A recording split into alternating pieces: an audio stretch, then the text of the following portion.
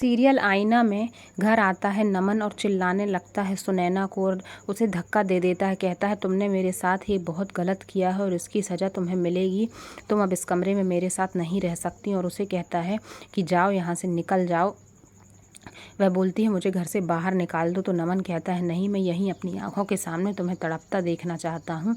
तुम रात भर वॉशरूम में रहोगी, यही तुम्हारी सज़ा है। और मैं कमरे में रहूँगा। और उसे वॉशरूम में बंद कर देता है। वह वहाँ जाकर बहुत रोती है और सोचती है कि मैंने वाकई गलत किया है, मेरी यही सज़ा है, मुझे रात भर यहीं रहना है। और रात भर उसी वॉशरूम में रहती है और सोचती है सारी बातें जो पहले उसने पल बिताए हैं नमन के साथ। और जब सुबह होती है तो यहाँ पर जो सुनैना की माँ को उसकी चाची बड़ा परेशान करती हैं और कहती हैं कि इस घर पर अब मेरा राज है, क्योंकि तुम्हारी एक बेटी तो अपने ससुराल गई है और वहाँ भी उसने तहलका मचाया हुआ है, इसीलिए अब तुम्हारा इस घर में बहुत कम दिन बचे हैं। इधर सुनैना उठ जाती है, सुबह हो जाती है, लेकिन नमन भी उठता है कमरे में और उसका सिर दर्द होता है। उसे याद आता है कि रात में मैंने सुनैना के साथ क्या किया था। और फिर जैसे ही सुनैना उठती है तो वह दरवाजे की तरफ जाती है और दरवाजे की तरफ जाकर सोचती है मैं बाहर जाऊं। बाहर जाती है तो उसे नमन मिलता है और कुछ नहीं बोलता, दोनों आपस में बातें नहीं करते हैं। वह चुपचाप सोचता रहता है। गिरने वाली होती है,